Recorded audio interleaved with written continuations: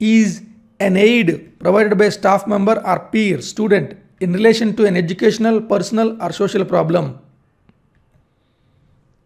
For inspiration, if people did not do silly things, nothing intelligent would ever get done. Ludwig Wittgenstein. तो admission के time पे अक्सर ये doubt बच्चों को रहता है और वही डाउट अभी जो है वो यूपीटीयू में लेने वाले एडमिशन वाले बच्चों को हो रहा है। बार-बार बच्चे ये पूछ रहे हैं कि भैया हमारा जो है वो 12th का मार्कशीट जो है वो डिजी लॉकर से हम लोग डाल सकते हैं, क्या वो वैलिड होगा और वैलिड होगा तो कब तक होगा। तो इस वीडियो में हम लोग यही बात करने वाले हैं कि डिजी लॉकर से लिया हुआ डॉक्यूमेंट मार्कशीट क्या वैलिड रहता है और वैलिड रहता है तो कब तक रहता है। साथ साथ काफी बच्चे अभी भी पूछ रहे हैं कि भैया रजिस्ट्रेशन जो है वो कब तक चलने वाला है, लास्ट डेट ऑफ रजिस्ट्रेशन क्या है।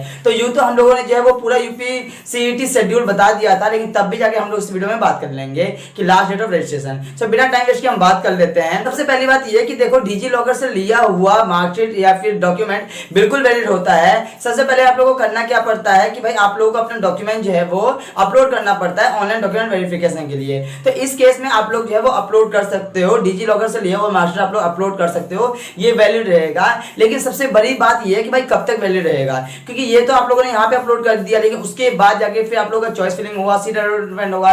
सीट अलॉटमेंट होने के बाद जाके जितने भी बच्चों को सीट अलॉटमेंट कर दिया जाता है, सीट मिलता है, वो बच्चे फ्रीज अपलोड करेंगे। अब मान लो कि तुम लोग अपने सीट से जो है वो सेटिस्फाई हो और तुम लोग फ्रीज कर लेते हो, तो फ्रीज करने के बाद जाके आप सभी को कॉलेज में जो है वो ऑफलाइन रिपोर्टिंग करनी पड़ती है, फिजिकल रिपोर्टिंग करनी पड़ती है, और फिजिकल रिपोर्टिंग के दौरान ही आप लोगों का जो है वो फर्दर जो है एडमिशन का प्रोसेस जो है कंप्लीट होता है। सो बेसिकली होता क्या है कि आप लोग जब फिजिकल रिपोर्टिंग करोगे उस टाइम पे आप लोगों को जो है वो डॉक्यूमेंट लेके जाने होते हैं, तो उस टाइम पे आप लोगों के पास ओरिजिनल डॉक्यूमेंट होना चाहिए, ठीक है ना। अगर आप लोग ये सोचोगे कि भाई डिजी लॉकर से जो है वो प्रिंट आउट करवा लेंगे वो चल जाएगा, तो ऐसा नहीं होने वाला है। उस टाइम पे आप लोगों का सारा ओरिजिनल डॉक्यूमेंट चाहिए होगा।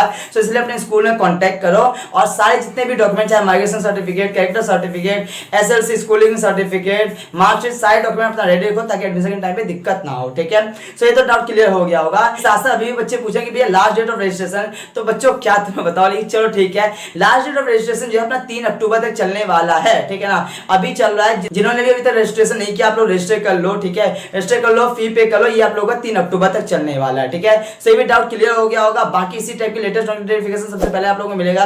सो मेक श्योर कि चैनल को सब्सक्राइब करके बेल आइकन प्रेस कर लेना। कोई डाउट है कमेंट बॉक्स में बता देना। इस वीडियो में इतना ही, मिलते हैं नेक्स्ट वीडियो में, तब तक bye bye, take care, have a good day, जय हिंद, जय Bharat.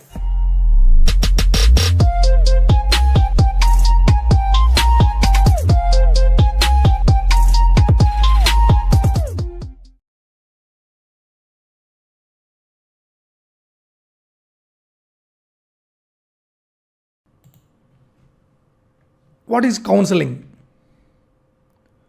Aid provided by a staff member or peer student in relation to an educational, personal, or social problem.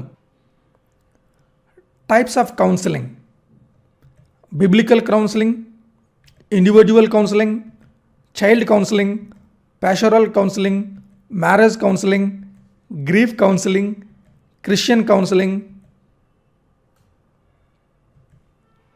family counseling, relationship counseling, mental health counseling, group counseling, substance abuse counseling, teen counseling, and divorce counseling.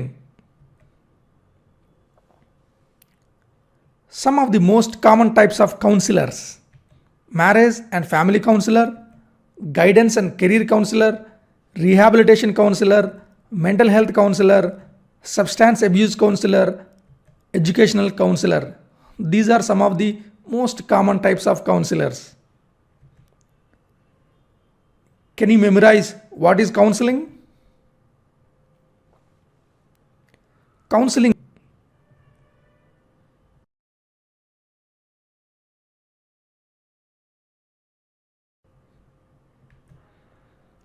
Thank you.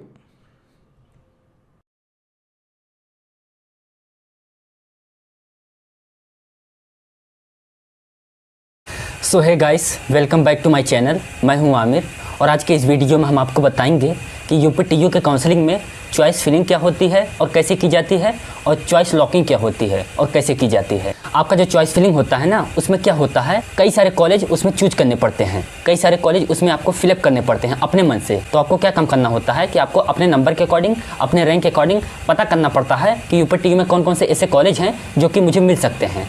तो आपको अपने rank के according, अपने number के according जो सबसे best college होता है उसको आपको चूज करना पड़ता है। क्या होता है ना कि यूपीटीयू में मतलब डायरेक्टली ऐसा नहीं होता है कि आपके नंबर के अकॉर्डिंग, आपके रैंक के अकॉर्डिंग यूपीटीयू आपको कॉलेज दे देता है, ऐसा नहीं होता है। सबसे पहले आपको उसमें 5, 10, 15, 20 जितने भी हो सकते हैं आपको उसमें कॉलेज चूज करने पड़ते हैं अपने नंबर के अकॉर्डिंग, अपने रैंक के अकॉर्डिंग। तो जब आप मतलब कॉलेज चूज करते हैं तो उसी को कहते हैं चॉइस फिलिंग, तो उसी को चॉइस फिलिंग बोला जाता है। जब आप उसमें चूज करते हैं जो आपके कॉलेज होंगे ना उसका कोड होगा। यूपीटीयू में जितने भी कॉलेज होते हैं, टोटल 800 कॉलेज है ना, तो हर एक कॉलेज का कोड होता है। तो उस कोड के अकॉर्डिंग उस मतलब कॉलेज को आपको उसमें चूज करना पड़ता है। जो आप चूज करते हैं ना मतलब एक ऑर्डर में चूज करते हैं, मतलब कि आपको आप किस कॉलेज में मतलब सबसे ज़्यादा इंटरेस्टेड है एडमिशन लेने के लिए, उसको आप नंबर 1 पे चूज करते हैं। फिर अगर आप सोचते हैं कि अगर ए नहीं मिला तो अगर ए मिल जाए तो भी बढ़िया है, तो उसको आप नंबर 2 पे करते हैं। उसी तरीके से आप समझ रहे हैं ना कि मतलब प्रेफरेंस, आप किस तरीके से कॉलेज को प्रेफरेंस देते हैं। आपका इंटरेस्ट जिस कॉलेज में सबसे ज़्यादा है उसको आपको सबसे नंबर 1 पे चूज करना होता है। उसके बाद जिस कॉलेज में है उसको नंबर 2 पे, उसके बाद जिस कॉलेज में है उसको नंबर 3 पे। इसी तरीके से आपको ऑर्डर वाइज प्रेफरेंस देते हुए अपने इंटरेस्ट के अकॉर्डिंग आपको कई सारे कॉलेज उसमें चूज करने होते हैं अपने काउंसलिंग में। तो इसी को बोला जाता है चॉइस फिलिंग। और कॉलेज के साथ साथ आपको ब्रांच भी चूज करना पड़ता है, उसका भी आपको ऑर्डर उसमें फिल करना पड़ता है। लाइक कुछ स्टूडेंट होते हैं जिनका इंटरेस्ट मैकेनिकल में ज़्यादा होता है, तो वो स्टूडेंट मैकेनिकल सबसे ऊपर चूज करते हैं। उसके बाद उनका सोचते हैं कि अगर मैकेनिकल नहीं मिला तो कंप्यूटर साइंस इंजीनियरिंग भी मिल जाए तो ये भी बढ़िया रहेगा, तो उसको नंबर 2 पे चूज करते हैं।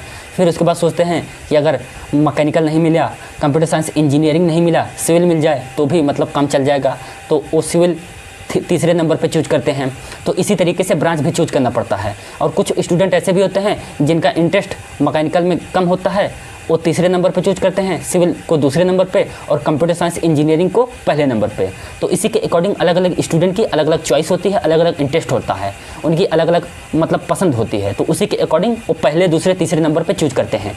कॉलेज भी आपको पहले दूसरे तीसरे चौथे ऐसे करके चूज करना पड़ता है सीरियल नंबर से, और आपको ब्रांच भी पहले दूसरे तीसरे नंबर पे चूज करना पड़ता है, उसको मतलब ऑर्डर देते हुए, प्रेफरेंस देते हुए। तो इसी को बोला जाता है चॉइस फिलिंग। और जो आपका चॉइस लॉकिंग होता है वो क्या होता है ना कि ये सभी चीज़ें जब आप चूज कर लेते हैं तो चूज करने के बाद जब इसको आप मतलब लॉक कर लेते हैं कि हाँ बस हो गया मेरा, अब इससे ज़्यादा मैं मतलब इसमें कुछ भी नहीं करूँगा, तो जब आप उसको लॉक कर लेते हैं कि हाँ यही कंफर्म है, फाइनल है, कुछ भी इसमें चेंज नहीं करूँगा, यही मेरा फाइनल है, अगर आप इस डिसाइड कर लेते हैं उसके बाद जब उसको मतलब लॉक कर लेते हैं, सबमिट कर लेते हैं, तो इसी को बोला जाता है चॉइस लॉकिंग। जो आपका चॉइस फिलिंग होता है वो प्रोसेस नंबर 2 होता है, जो आपका चॉइस लॉकिंग होता है वो प्रोसेस नंबर 3 होता है। तो इसी तरीके से आपका होता है।